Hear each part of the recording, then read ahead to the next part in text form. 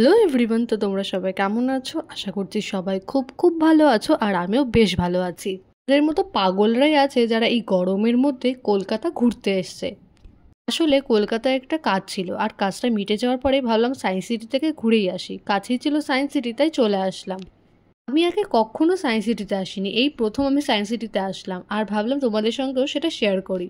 আমরা main gate দিয়ে ভেতরে ঢুকে গেছি, আর ভেতরে ঢুকতেই পাশে দেখলাম এরকম সুন্দর একটা কুঁড়েঘর মতো করে দেওয়া আছে। এখানে বিশ্বের 15টা বেস্ট সায়েন্স সিটির নাম দেওয়া রয়েছে, যার মধ্যে কলকাতা সায়েন্স সিটিটাও রয়েছে।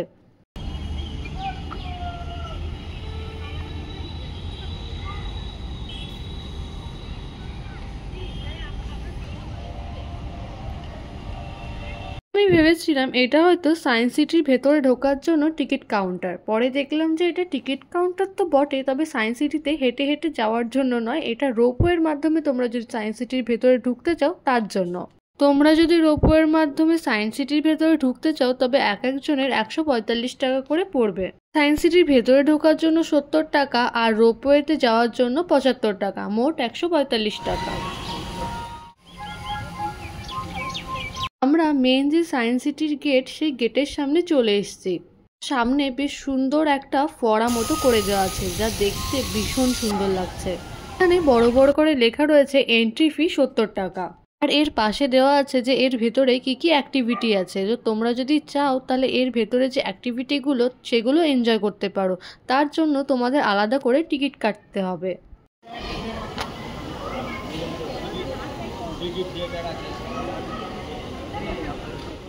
এখানে 3টে টিকিট কাউন্টার আছে, আর কাউন্টারের সামনে বেশ ভালোই ভিড় আছে। এর থেকে বোঝা যাচ্ছে যে আমরা একা না, প্রায় অনেকেই এই গরমে ঘুরতে এসছে।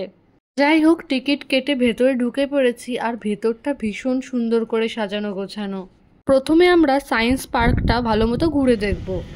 মানুষের সাথে সাথেই পাখিদেরও নাজেহাল অবস্থা। সামনে একটু জল পড়ে আছে, আর সেই জলেই তারা মহা আনন্দে স্নান করছে।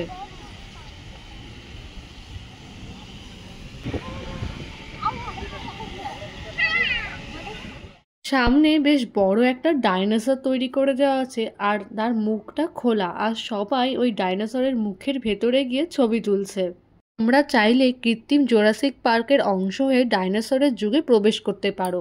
এই হচ্ছে সায়েন্স পার্ক, আর এর ভেতরে ম্যানারেল সাইকেল, প্রজাপতি নার্স, musical fountain, gravity coaster, road train, cable car এবং সবুজে ঘেরা একটি লাইভ গোলকধাঁধা সহ অসংখ্য প্রদর্শনী রয়েছে। এখানে বাচ্চা থেকে বড় সবাই কিন্তু এই অ্যাক্টিভিটিগুলোর মজা নিচ্ছে। এখানে বেশ বড় একটা ঘন্টা রাখা আছে। তো যাই হোক, এবার আমরা ভেতরে ঢুকে যাব। টাইম মেশিন বলে একটা শো দেখানো হয়, তো সেই শোটার জন্য আমাদের টিকিট কাটা আছে, তাই জন্য আমাদের এখন তাড়াতাড়ি ভেতরে ঢুকতে হবে। বাইরে দিয়ে ঘুরতে ঘুরতে আমাদের তো মাথায় ছিল না যে আমাদের আরও একটা শোর টিকিট কাটা আছে। জানে তার সামনে কত কি লাইন পড়ে আছে। ভেতরে ঢুকে একবার দেখা যাক। এত সময় বাইরে রোদের মধ্যে থাকতে থাকতে এই এসির মধ্যে ঢুকে কি যে ভালো লাগছে সে আর বলার না। এখানে স্পেসকে কেন্দ্র করেও অনেক শো দেখানো হয়।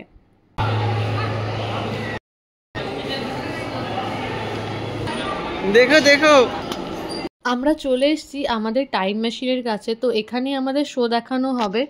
তো মনে হচ্ছে বেশ ভালোই লাইন পড়েছে। এই শো দেখার জন্য আমাদের এক একজনের 50 টাকা করে টিকিট পড়েছে। বাপরে বাপ, এ তো প্রচুর লোকের পেছনে আমাদের এখন দাঁড়াতে হবে। এই লাইন তো যেন শেষ হওয়ার নামই নিচ্ছে না।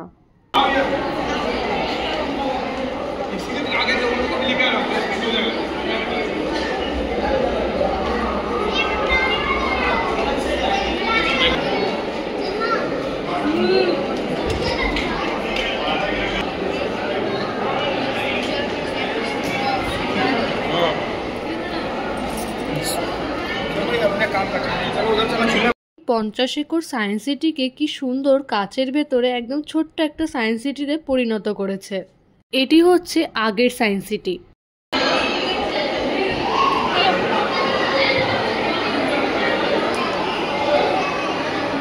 এখানে আরও একটি শো দেখানো হচ্ছে, আন্ডার ওয়াটার ওয়ার্ল্ড।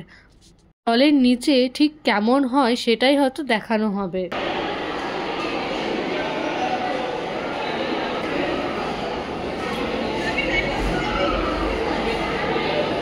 লাইনটা বেশ অনেকটাই এগিয়ে এসছে, এই রাউন্ডটা হলে এবার আমরা উঠবো।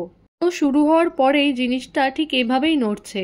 যাই হোক, এই রাউন্ডটা কমপ্লিট। এবার যারা যারা ভেতরে ছিল সবাই এক এক করে নেমে আসবে।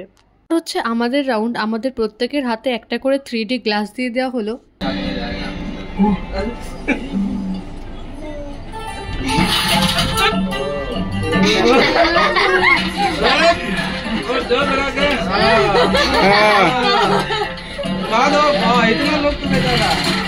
শোটা দেখতে বেশ ভালোই লাগছিল।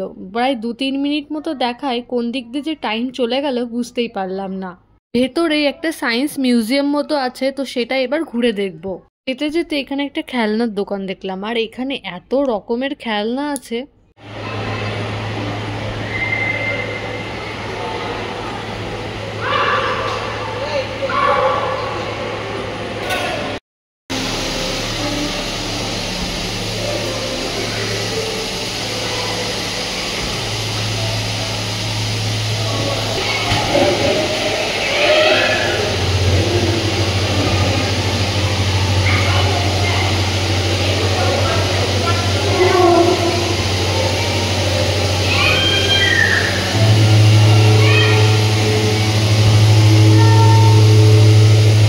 সবাই এটা ওটা ট্রাই করছিল, তাই আমি ভাবলাম যে আমিও এইটা ধরে একটু নিচে নামিয়ে দিই, কিন্তু এটা এতটাই শক্ত ছিল যে আমার পক্ষে এটা নিচে নামানো সম্ভব ছিল না।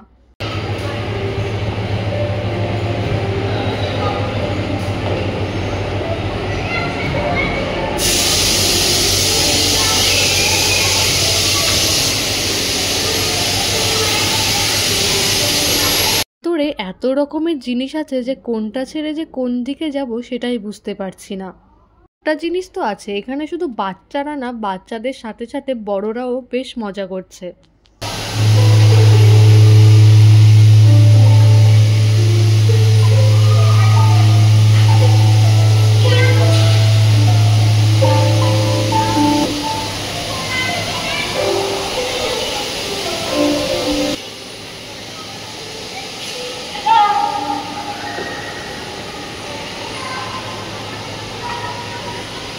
নিচের থেকে লিফট ধরে আমরা একদম উপরে চলে এসেছি।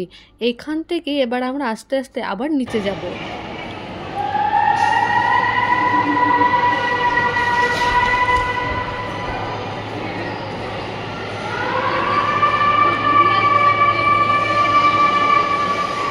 ভেতরে প্রতিটা শব্দই ইকো হচ্ছে, একটা ছোট্ট জিনিসের আওয়াজও এত বেজোরে শোনা যাচ্ছে।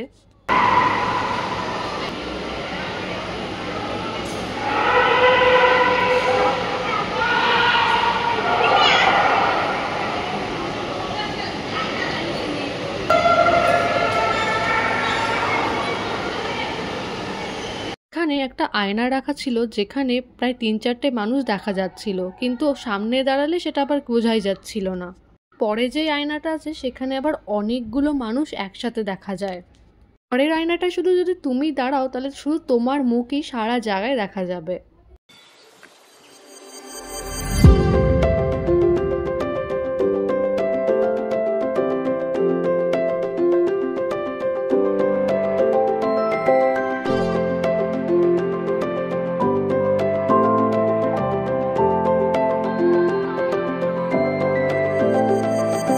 আমরা কিন্তু আস্তে আস্তে নিচের দিকেই যাচ্ছি, হয়তো দেখে বোঝা যাচ্ছে না, কেননা এখানে কোনো সিঁড়ির ব্যবস্থা নেই। তোমরা এরকম ঘুরতে ঘুরতে আসলে নিচে চলে যাবে।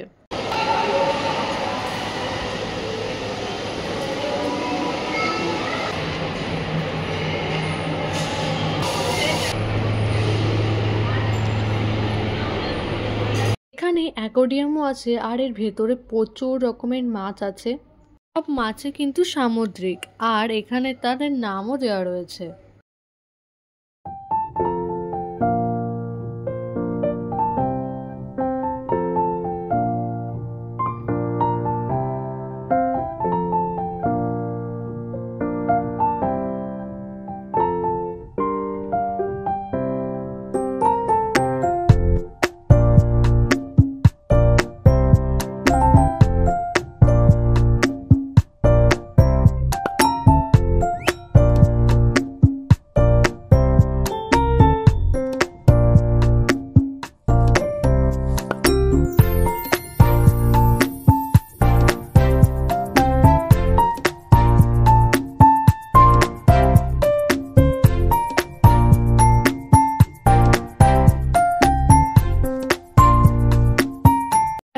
বাইরে বেরিয়ে এসেছি আর ওপর দিয়ে কি সুন্দর রোপওয়েগুলো যাচ্ছে, দেখতে কিন্তু ভীষণ সুন্দর লাগছে।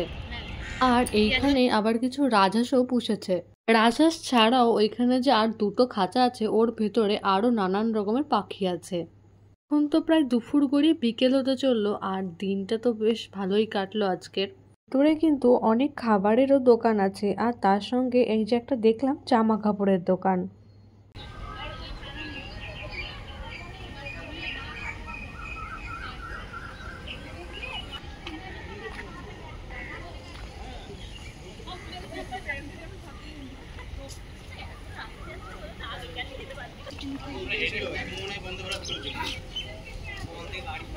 সামনের এই ফোয়ারাটা দেখতে কি সুন্দর লাগছে, তাই না? হয়তো বুঝতে পারছো যে আমরা কিন্তু এর সামনে দিয়েই একটু আগে ঘুরে গেছি। আজকের মতো তাহলে ভিডিওটা এখানেই শেষ করছি, দেখা হবে পরের কোনো ভ্লগে। আর তোমাদের এই ভিডিওটা কেমন লাগলো সেটা কিন্তু অবশ্যই আমাকে কমেন্টে জানাবে। ভালো লাগলে একটা লাইক করে দেবে আর অবশ্যই আমার চ্যানেলটিকে সাবস্ক্রাইব করে দেবে।